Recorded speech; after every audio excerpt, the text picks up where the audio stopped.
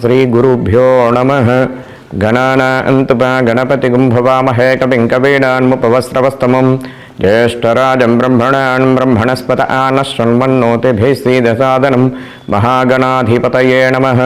महासरस्वत्ये नमः। श्रीगुरुभ्यो नमः। కుంభరాశి వారికి సంబంధించి గు గే గో సా సి సు సే సో ద ఇది కుంభరాశి వారికి సంబంధించినటువంటిది. వీరికి ఆదాయం 2, వ్యయం 8గా సూచన చేయడం జరుగుతుంది. వత్సరాంతం వరకు గురువు పంచమ షష్టమ సంచారం వల్ల కొన్ని పనులు నెరవేరుతాయి. అన్ని రంగాల వారికి వ్యాపారమందు మంచి లాభాలు వస్తాయి.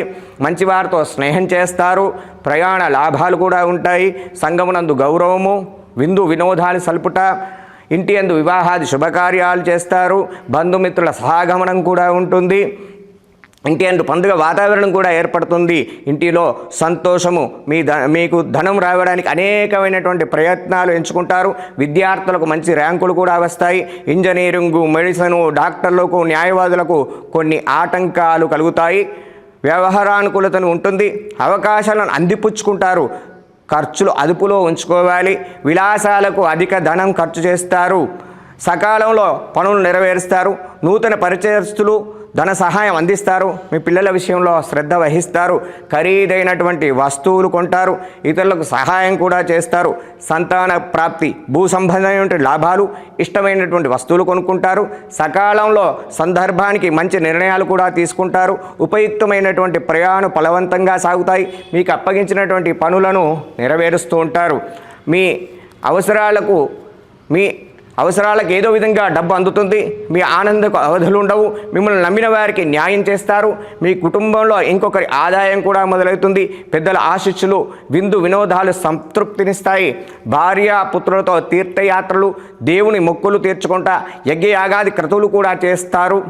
అదేవిధంగా సంవత్సరాంతం 7.5 శని వల్ల దుబారా తిరుగుట, ప్రయాణాల్లో ప్రమాదాలు, శస్త్రచికిత్సలు, మీ సామర్థ్యానికి తగిన గుర్తింపు లేకుండుట, మనస్సునందు భయము, అనవసరమైనటువంటి పనులు చేసి చింతించుట, వచ్చే సొమ్ము రాకుండుట, కుటుంబ ఆర్థిక వ్యవహారం నందు అనుకూలం లేకుండుట, శక్తికి మించిన పనులు చేసి చింతించుట, ప్రభుత్వ పనులు ఆలస్యంగా నెరవేరుతాయి.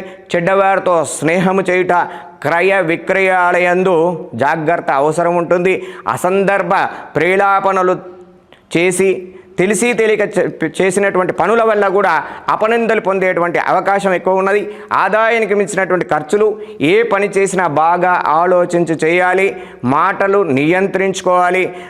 జాగ్రత్త చాలాగా ఈ సంవత్సరం అంతా కూడా జాగ్రత్తగా ఉండాలి.